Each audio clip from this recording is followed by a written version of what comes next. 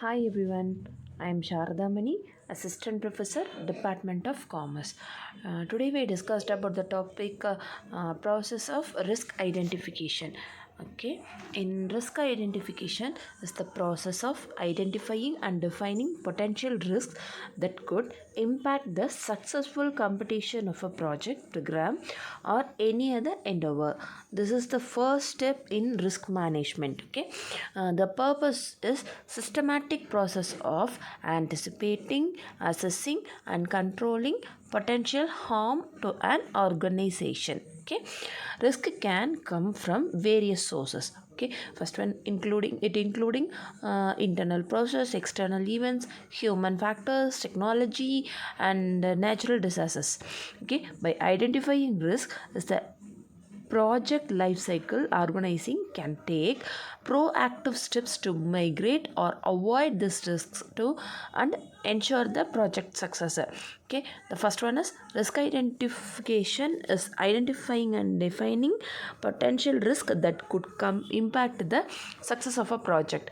The next one is there are several technique organizing can use to identify risk, including brainstorm, root cause analysis, SWOT analysis, and expert judge. Okay, the next one is risk identification process includes defining the project scope, identifying potential risk, assessing the likelihood and impact of each risk, and developing migrate plans for the most critical circles. Okay, and then the risk assessment process evaluates the impact of identified risk, whereas risk identification focus on the likelihood of risk occurring. In risk identification process there are five steps. The first one is identifying potential. Okay, the project team and stakeholders. Okay, likewise. Okay, the project team and stakeholders identifying the potential risk that could impact the project, that includes internal factors such as resource storages and external factors such as changes in regulation or market condition, assessing the likelihood and impact. The second one, that is potential risks have been identified. The next step is to assess the likelihood and impact of each risk. Okay, the likelihood refers to the probability of the risk occurring, while the impact refers to the potential consequences if the risk does occur. Okay, the third process is priority risks.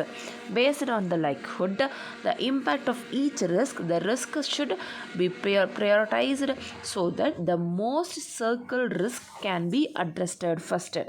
This ensures that the project limited resources to get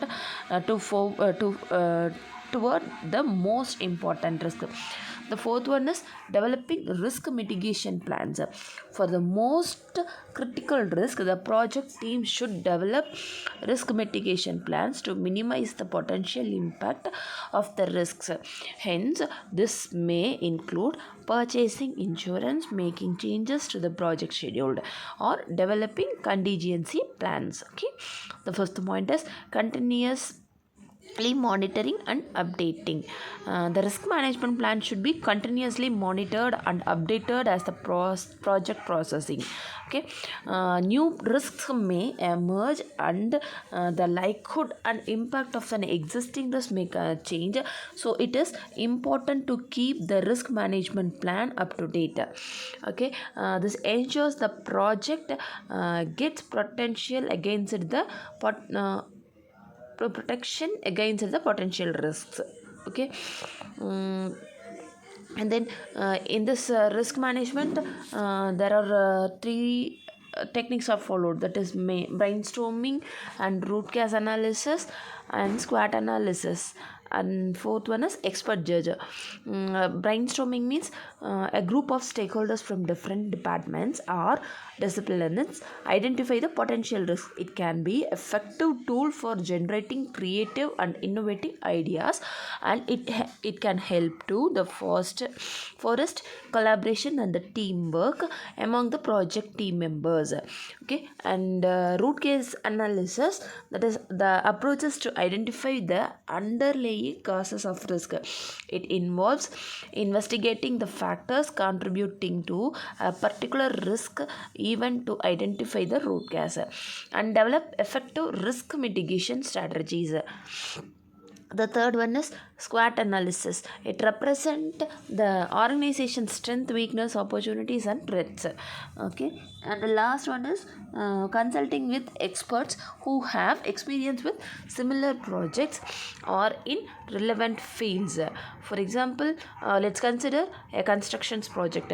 In this case, the risk identification process would involve defining the project scope, including the construction type, the completion time, and the allocated budget. Once the project scope has been established, the risk identification process would move to identify potential risk that could impact the project.